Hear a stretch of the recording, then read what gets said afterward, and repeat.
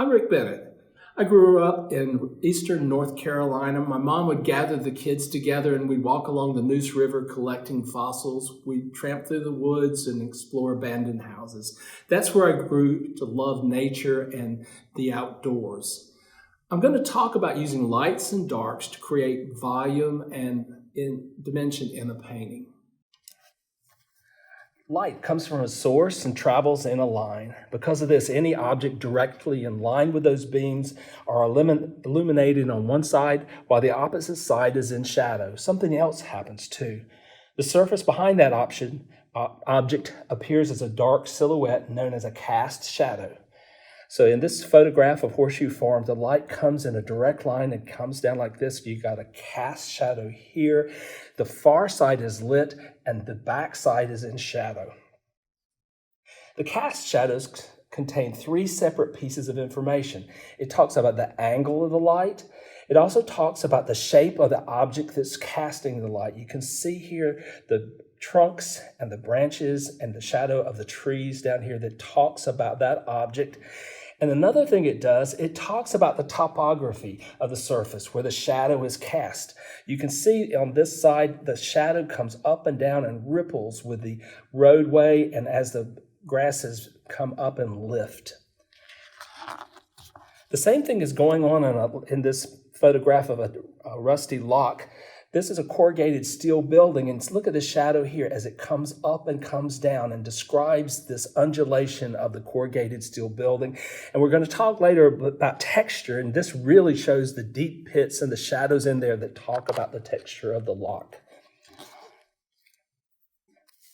And cast shadows do another thing too. They anchor the subject to the substrate. In this picture of the young man, this foot has the darkest shadow right down here where his foot is touching, and then the cast shadow comes out.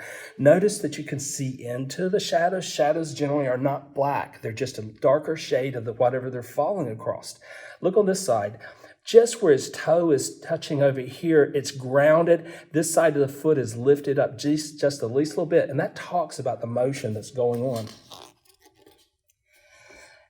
So in this painting from Dorothea Dix Park of the downtown, we can see that the cast shadows are happening here. One of the other things it does is it unites into larger shapes. So even though this bush and this one and this tree and this bush would be dots in the painting, the shadows unite into a larger shape. And they also make that section a larger shape too. So they unite and then they create interesting shapes. This one would be just a little ball, but you've got a lit side, a dark side, and then the cast shadow becomes a part of the other part as well. So lights and darks. The value is the relative lightness and darkness of a color. It can represent light and shadow. This is one of the tools that gives a painting dimension. So in a representational painting, value plays the role of describing the characteristics of the subject. One of the other things it does is it also creates areas of emphasis. So in this painting of a rock star rooster, the biggest contrast is right here where the lightest light and the darkest darks are. And that says that this is the subject area where you start. Also, some secondary areas of contrast follow down here, go up the guitar, and are up at the mic. So it creates a circular compositional element. But where the darkest dark and the lightest light is, it points and helps you organize the painting. And I lifted up the secondary up. My pigeon. The opposite of that in this area is my pigeon. Has a light area behind it. So this calls attention to here because your lightest light is back there instead of the dark background of the rockstar rooster. Another thing going on is the textures that are going on in this painting right here. These also add interest. This would be really busy, but I layered some color over the top to reduce the contrast. So the light next to the darks creates a focal point. Color doesn't have to be the way that you create volume. Lights and darks can create shading that creates a volume to a subject. So the pales and the brighter colors here come forward. The darks and the more neutral colors recede. You have the biggest contrast right in here, dark and light, and that's pointing to this as a starting point and an important area. One other element is complexity. So this is really described where the rest of the rooster is less important. Notice the shadow underneath down here that creates a interesting shape, whereas this would be almost a ball with it bleeding down into the shadow below. It improves the shape of the object. This is a photo from the warehouse district of Raleigh. The barrel has a great, interesting shape. There's some rust colors here that talk about the colors going on up here, so it makes an interesting composition. The lights and the darks, this is the palest and comes forward. The darks recede, and you have the interesting patterns that can be done with the rust. This is the painting that I did from that photograph. Notice the difference between the two. I simplified some areas, didn't paint bricks, and then I brightened the lightest lights and had some blues in the dark so that the blues and the oranges would go together nicely. So I talked about color and had a uniting element of the oranges here with that up there. Then down here, I created just a little textural pattern in the painting itself. So I used lights and darks to create a rounding and a volume to the barrel and to create interest. So values is the lights and darks. There's a scale that goes from a 1 to a 10, talking about the darkest darks and the lightest lights and those in between.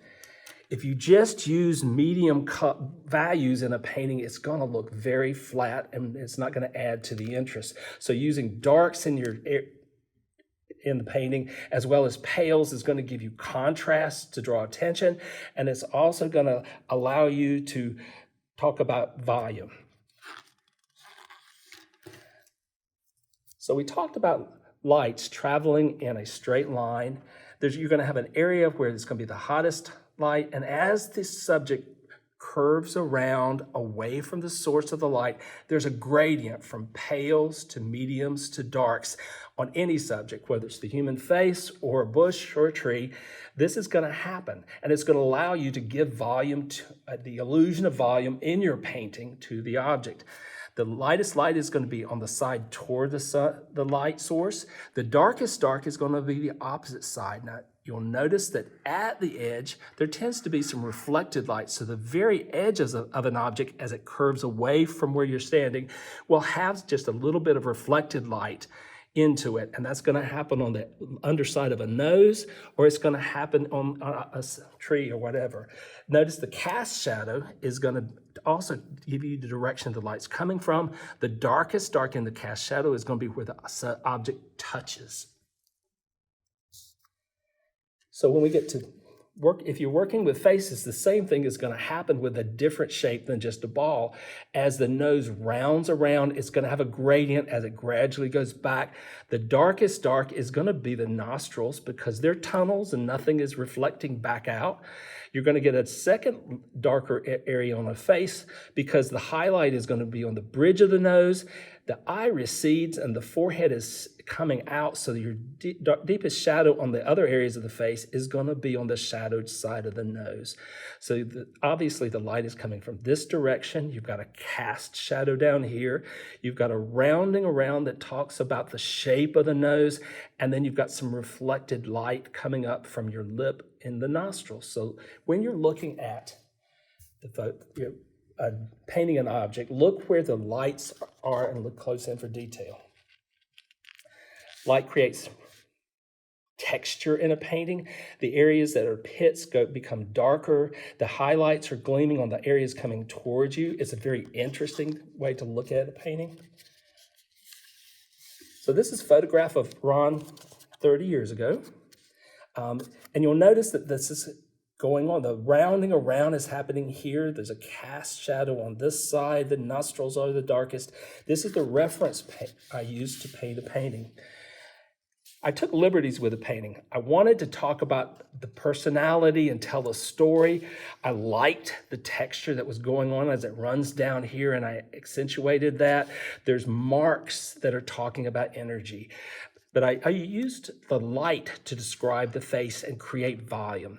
As the cast shadow creates the nose to appear, and the highlight here allows it to has a rounding around and a little darkening that comes in here. I use colors that I wanted to use, not necessarily perfect flesh tones. I use some ultramarine in here. I've got some yellows in the background and in the forehead, some alizarin crimson in the warm colors.